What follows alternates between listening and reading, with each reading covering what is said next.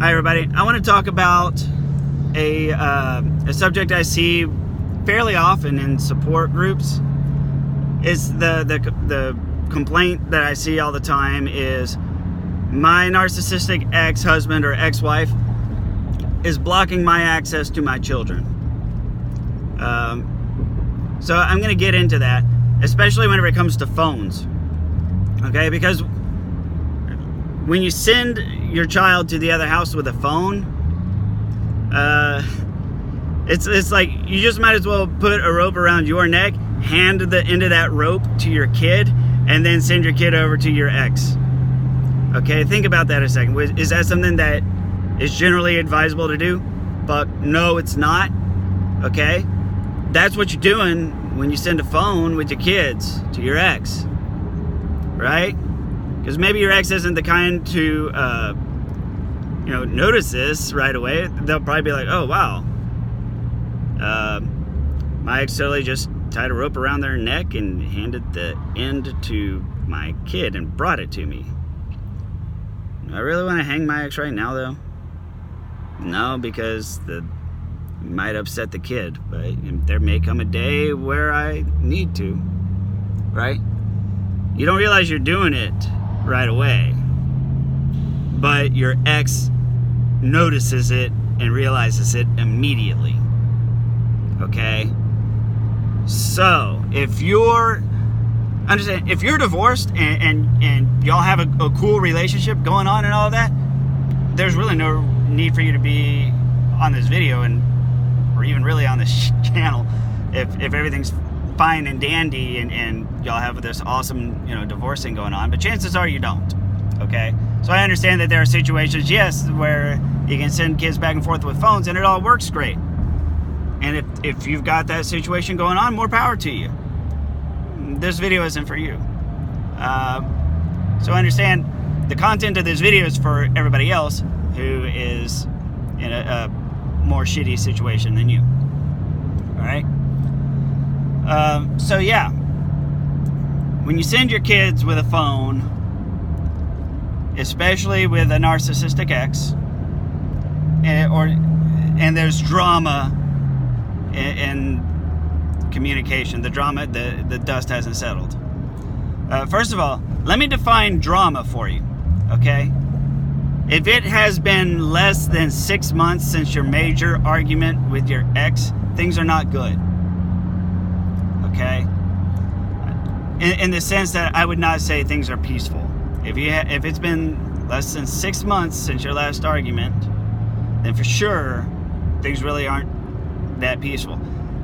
You're just going through a quiet spell, as we say here in Texas, right? So you've got to learn to define. You have to know how to take the temperature of this of your whole situation, right? Because here's what it comes down to. When your kid is with you, that is your child, on your time, at your house, in your half of their world, right? When your child goes to your ex, this is very important. When your child goes to stay with your ex, the situation is they're not your child during that time. Yes, you are their parent. Biologically, you're on the birth certificate. But at that moment, they have become their child in their house, living their life, doing the things they had planned to do. So, repeat after me. When your kids are with you, that is your child living in your house, living life your way, doing the things you want to do. And then when they're at your ex's house, your child becomes their child at their house, living life their way, doing the things they want to do. And yes, it's good to be able to call your kids every once in a while. But even in the best case scenario, it can still end up being harmful. So courts generally view phone calls between the houses as disruptive. Sure, there can be some positive benefits as long as you're using your brain. But the thing is, there's harm done that kind of flies under the parental radar. So I want to get into that. And here's the thing. When you're calling your kids every night, telling them good night, it is exactly like I said. In that moment, they are your ex's kid in your ex's home, right? So it's their kid in their house, living life their way, doing the things they want to do. When you call your children, you interrupt whatever it is that your child's doing to remind them of, oh, by the way, while you're doing this, were you having fun? Oh, good, I'm glad to hear you're having fun, because now I'm about to make you sad, because I'm going to remind you that I'm over here and I don't have you, and I'm not really all that happy right now, and I'm really bored, and I really miss you, and I really look forward to you coming back. But hey, you know what? I'm only going to be like this for another 3 days, and then I'll be happy again once I have you back. See, because it's out of your kids' control, but they're going to internalize guilt anyways, because now they're going to feel guilty that you feel bad. Even if you don't say you feel bad, your kids know you. They can hear your voice. They know what you're feeling by the way you're talking. And kids in general, they get their cues from adults, right? Don't believe me? Just start busting out laughing in a room full of kids. You'll see them start laughing. They don't even know why. They're insane. They're like, why am I laughing? That's kids. They take their cues from adults because they have such little life experience. They're imitating. They're learning life through imitation. So they may not understand why they're laughing, but they just know they're supposed to laugh. Same thing is true of anxiety.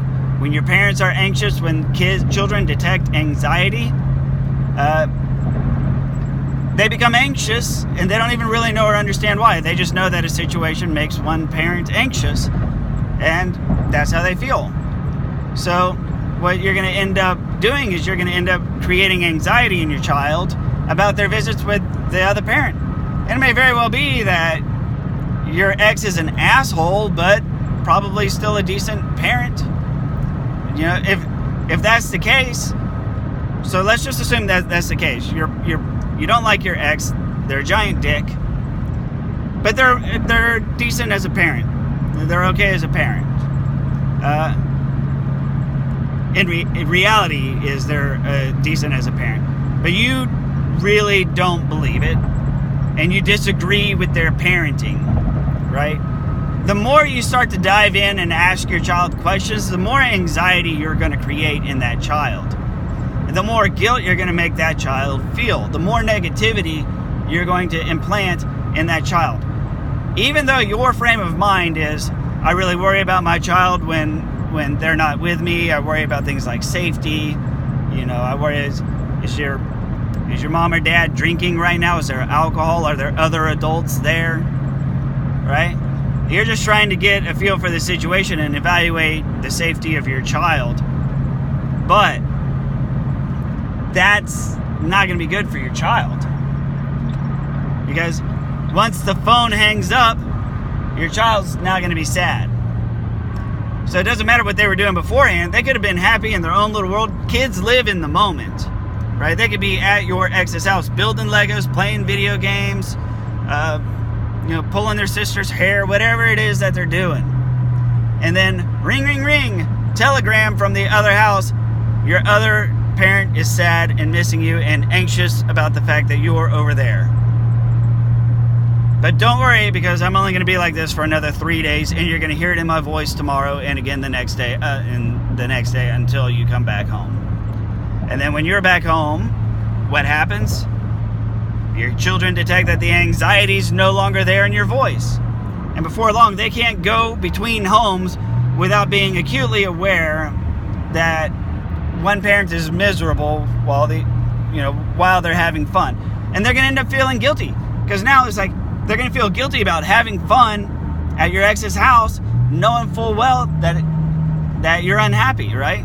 It's like, how can I be happy when I know this is making mom or dad unhappy, That's the situation you put your kids in. So, where's all of this leading to? When you start venting at frustration and saying, my ex is blocking access to my children, say, okay, well, how are they blocking access? Did you miss a visitation time? Did they not allow you to have your child? No. I mean, they're following the custody agreements, but I call my kids every evening to tell them good night, and now my ex has started blocking my phone calls. So, well, you know, the sad reality of it is, as upsetting as that is, a court's going to say, okay, so what is it that is missed? What is it that's happening here?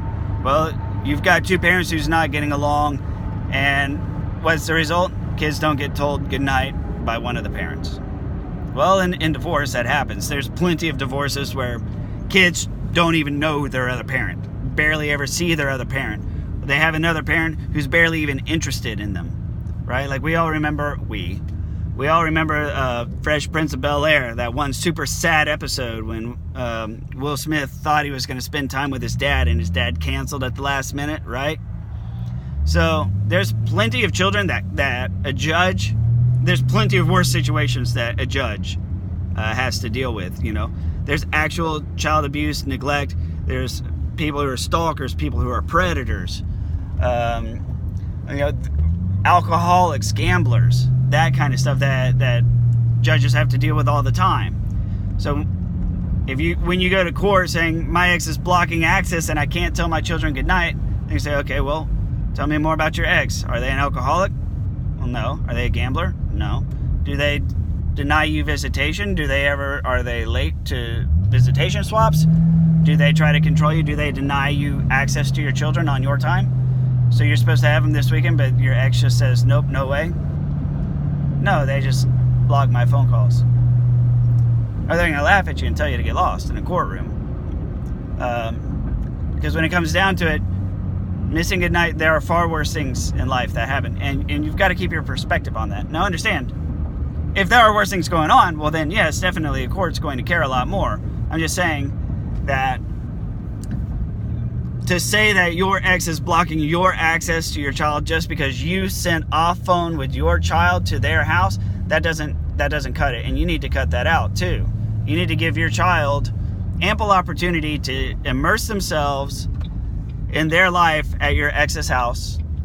They need to have the chance to be fully immersed and figure out how they're going to live their life their way at your ex's house. And they can't do that if you're constantly interrupting and interfering. And whether you like it or not, they pick up on your emotions, and you can poison your kids emotionally against your ex unknowingly.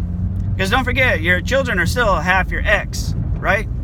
So just because you don't like the ex, they probably still have a lot of things in common with your ex. Maybe yes, maybe no.